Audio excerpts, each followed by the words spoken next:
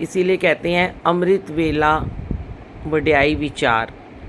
अमृत वेले में अमृत बरसता है, आसमान से सीधे देवी देवता पुष्पों की वर्षा करते हैं। और वो जो देखते हैं दरवाज़ा खुला है, जो भक्त बैठा है मेरा इंतज़ार कर रहा है। ऐसे नहीं कि दरवाजे खोल दो, खिड़की खोल दो अपनी, कुछ भी थोड़ा सा एक घर का कोना जो है, कहीं पे भी आप बैठ जाओ, मंदिर में बैठ जाओ, गद्दी लगानी कोई ज़रूरी नहीं है, कहीं भी बैठ के पाठ कर सकते हो। हाँ, बेड पे नहीं बैठना, बेड से नीचे उतरो, कारपेट बिछा लो, कंबल बिछा लो, बैठ जाओ, बस नहा धो के जोत जगा के और जल प्रसाद रखो। उसके बाद आप अमृत वेला स्टार्ट कर दो। अमृत वेला में आप सिर्फ मंत्र जाप भी कर सकते हो। कई लोग बोलते हैं क्या करना चाहिए। हम लोग जो ये गुरुजी की वीरा, हमने एक अपना पेज बनाया हुआ है, इसमें हम डेली 4:45 बजे लाइव आते हैं। पहले जपजी साहब जी का पाठ करते हैं और उसके बाद 2 शब्द पढ़ते हैं, उसके बाद इसमें चलाते हैं हम। फिर मंत्र जाप चलता है 108 बारी वाला। संडे को हम 2 घंटे का करते हैं। आप चाहो तो घर में भी ऐसे कर सकते हो, नहीं तो आप खाली मंत्र जाप भी आप कर सकते हो। तो इधर तो संगत जी, देर मत करा करो। ये मत सोचो हम कल से स्टार्ट करेंगे। कोई भी कहते ना, काल करे सो आज कर, आज करे सो अब, पल में परले होएगी बहुरी करेगा तब। तो जब हमें अमृत वेला करना है ना, तो हमें सोचना नहीं है कि हम कल से शुरू करेंगे। सोचो हम आज से ही शुरू कर देते हैं।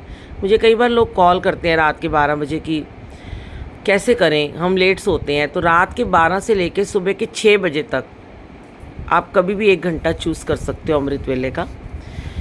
12 से 1 कर लो, देर से सोते हो आराम, उस समय आपको जोत भी नहीं जगानी है। नहाओ, 2 मग पानी के डालो, कपड़े बदलो, अमृत वेला करने बैठ जाओ, जाप करो। उसके बाद सीधे सो जाओ। बस जल जरूर रखना है गुरुजी के आगे।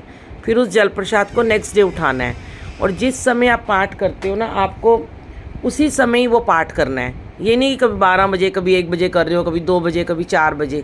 एक समय निश्चित कर लो, क्योंकि जब हम पाठ में बैठते हैं ना, तो प्रभु हमारे से पहले आके बैठ जाते हैं। उन्हें भी तो हमें ब्लेस करना होता है, वो भी तो वो पाठ को सुनते हैं, वो भी तो आपकी अरदास को सुनते हैं ना। कोई ज़रूर नहीं है आपको 3 बजे उठना है, आप 5 से 6 कर लो। बस 6 बजे से पहले पहले आप ख़त्म कर लो अमृत वेला। उसके बाद सुबह जब करते हो जोत जगाओ, जल प्रसाद रखो, अमृत वेला में जाप में बैठो, और उसके बाद भोग लगाओ। चाय पीते हो तो लगाओ, नहीं पीते कोई बात नहीं। उसके बाद चाय पियो और सो जाओ दोबारा से।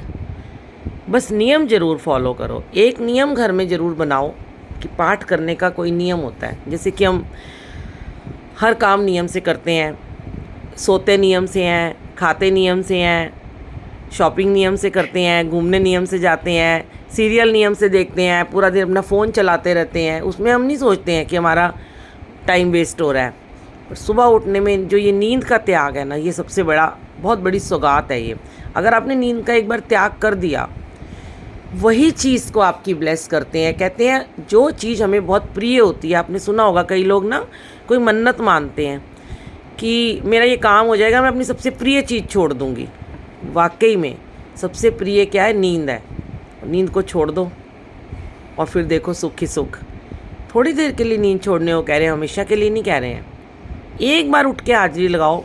कहते हैं ना बच्चे हो, कहते हैं ना सुबह उठ एक बार, तू एक बार सुबह उठ, तेरा सुबह का याद किया तुझे पेपर में अच्छे नंबर ला के देगा। हमेशा बड़े बुजुर्ग यही कहते थे ना, 4 बजे 5 बजे उठ के पढ़ोगे तो बेटा याद रहेगा।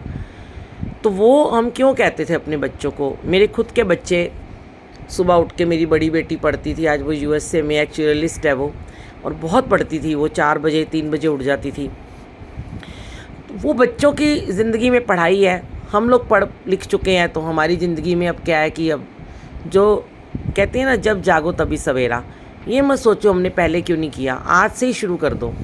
सोचो कि ये वक्त हमारा अब आज आ चुका है। तो कई बार मुझे लोग कहते हैं, अरे आंटी इसीलिए शायद आपसे हमें मिलवाया। मैंने कहा तुम्हारा अमृत वेला का टाइम अब आया है, तुम अब शुरू हो जाओ। तो बहुत सुबह सुबह मैसेजेस आते हैं, इतनी ब्लेसिंग्स आती हैं, हमारा ये काम हो गया, हमारा वो काम हो गया। मैं फ़ोन खोलती हूँ और भरा होता है इतनी सारे आशीर्वाद से कि हमें आपने अमृत वेले से जोड़ा। मैंने कहा मैंने नहीं जोड़ा, मुझे गुरुजी ने जोड़ा और मैंने तुम्हें बता दिया वो रास्ता। कहते हैं ना